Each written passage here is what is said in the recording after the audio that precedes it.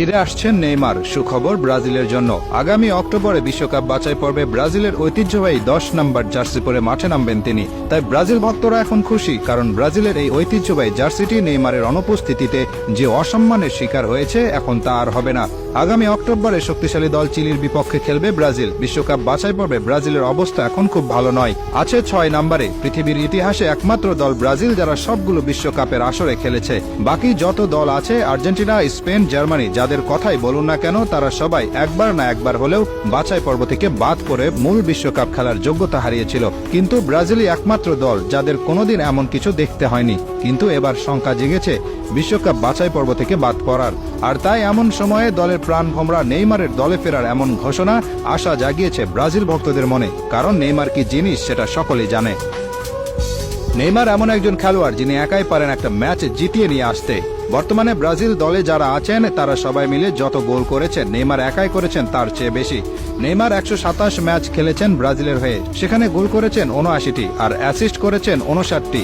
আর এই হলুদ জার্সি এবং ব্রাজিল দলের জন্য নেইমারের যে পরিমাণ ভালোবাসা আছে তা আর কারো নেই।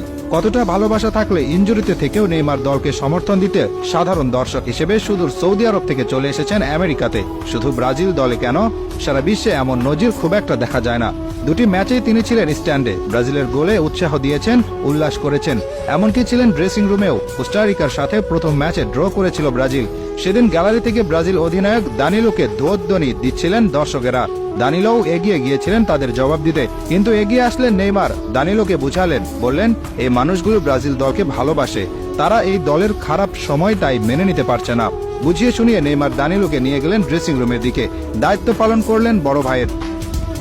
নেইমারের তুলনায় বর্তমান সময়ের ভিনিসিয়াস জুনিয়র আর রদ্রিগো গোজ আসলে কিছুই না। তারা নিজ ক্লাবে যত বড় তারকায় হয়ে যান না কেন, জাতীয় দলের নেইমার যে পারফর্ম করতেন তার সাথে আর কোনো কিছুর কোনো তুলনা হয় না। বিশ্বকাপে কোয়ার্টার ফাইনালে যেদিন নেইমার খেলেছিলেন সেদিন সবাই অবাক হয়ে দেখছিল নেইমার কি জিনিস। 2021 কোপা আমেরিকার ফাইনাল খেলেছিল ব্রাজিল আর্জেন্টিনা। ব্রাজিল সেদিন হেরে গিয়েছিল আর্জেন্টিনার কাছে, কিন্তু হেরে গেলেও আর্জেন্টিনা একাধিক খেলোয়াড় এটা স্বীকার করেছিলেন যে সেদিন মাঠে সবচেয়ে ভালো খেলোয়াড় ছিলেন নেইমার। ডিপল তো বলে দিয়েছেন তার জীবনে তিনি নেইমারের চেয়ে ভালো খেলোয়াড় দেখেনি। নেইমারকে আটকাতে গিয়ে তার যে কষ্ট হয়েছে সেই কষ্ট তাকে আর কেউ দিতে পারেনি, এই কথা স্বীকার করেছেন আর্জেন্টিনার আরেক ডিফেন্ডার রোমেরো।